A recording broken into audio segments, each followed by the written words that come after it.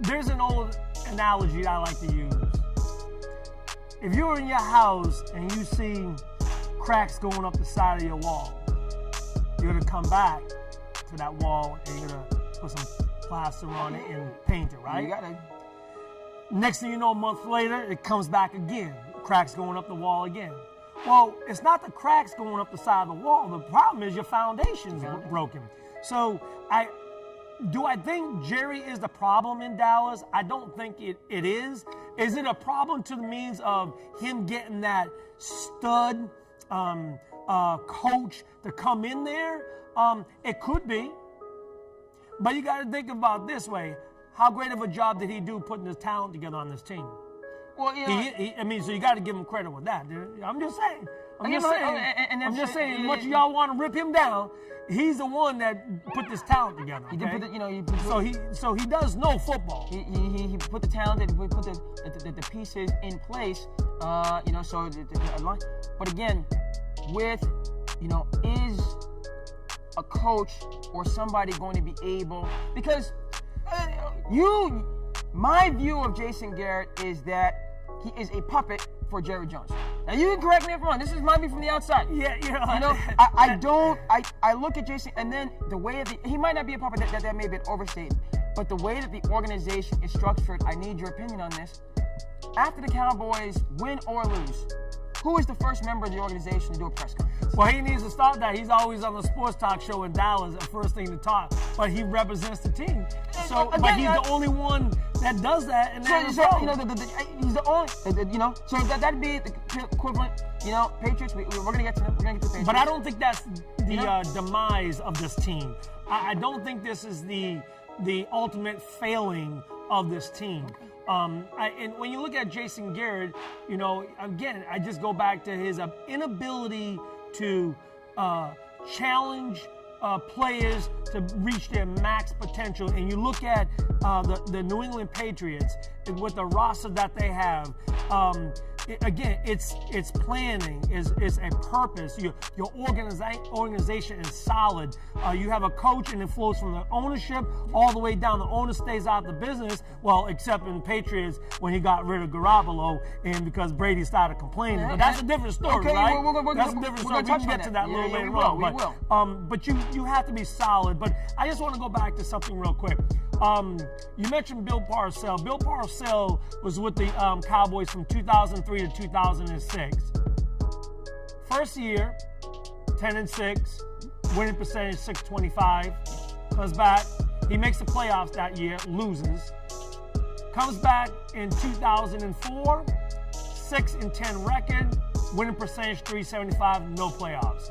2005 comes back again. Bill Parcells that we're talking about, 9-7. 563 winning percentage, no playoffs. Comes back in 2006, 9-7, again 563 winning percentage, one playoff appearance, no wins. So you're talking about the Bill Parcells that was with the Giants when he was winning, he was dominating. Sure. Okay, he didn't get it done. When I look at his stats right here, he didn't get it done. Is that because of Jerry Jones? I can't put that on Jerry. Okay. All right. So we can move forward then. We can move forward All right. So I was on firmer ground with Jimmy Johnson than I am with Bill Parcells. Okay. Point taken. Point taken there. That's an important contribution. Okay. So going forward, Alex Barrows, Dallas Cowboys superfan. How do you feel, or what do you need to see in order to feel confident going forward? Is the first part of the question. And then the second part, as I've alluded to, does it make a difference?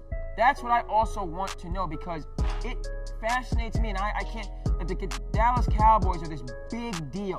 The most profitable sports franchise in the world. Does it matter to this fan base, really, or in the end, if this team is going to improve or not in relation to your fandom? That's the second part. And the first part of the question is, how do you feel going into next season? Absolutely, the fans feel distraught. 23 years of not getting back to the Super Bowl. You have fan base going out, traveling to these games. You know, a fan base buying all the gear, representing the team. And, you know, when I look at social media, and I feel all the hurt. And you know what? This is the lowest of the low right now. I have to tell you that. This is the lowest of the low. So, yeah, I mean, what I need to see going in right now, I think, obviously, first thing, let Garrett walk away on Wednesday. Clean house with the coaching staff. You got to clean house. There's a problem. And it goes back to the cracks in the foundation needs to be changed. I don't have, as a fan base, I don't have a problem with Jerry Jones. I really don't. Yes, he does need to stay out those radio shows, and let the coach do the talking for the team. But I like to see them bring somebody in there that is able to galvanize the players and to bring the talent together to win, to put self-gain, self-worth, self-value to the side and talk about team and team go forward. And then surround yourself with quality coaches to maximize the talent that the team does have, because you're talking about the NFC East, okay? It's not a juggernaut anymore. It's a two-horse race, basically. Correct. All right, and you have Carson Wentz up there, who is phenomenal. Major props to him for what he's done. He has a chance to move his team deep into the playoffs, providing that they get healthy and get Ertz back and get the Sanders kid back there, the running back. But I like to see Dallas step away. I like to see them get their coaches in place and refocus and put this team back in the right direction with the talent that we have. They do have the 19th pick in the 2020 draft coming up here. An opportunity for them to get some defensive linemen. They definitely need help on the safety side of the ball. I think they made a bad mistake of not going after Earl Thomas. I think they should have gotten him, and not just because of his talent, but his ability to lead. I think the team lacks leadership, okay, in the locker room. That's the reason why Witten came back. Speaking of Witten, he needs to go. Lee needs to go, okay? Because now Jarwin is ready. He's chomping at the bit, man. Every time that young tight end's on the field, he's ready to do more. He's ready to put the business out there. And he's always been successful in every game he's been in.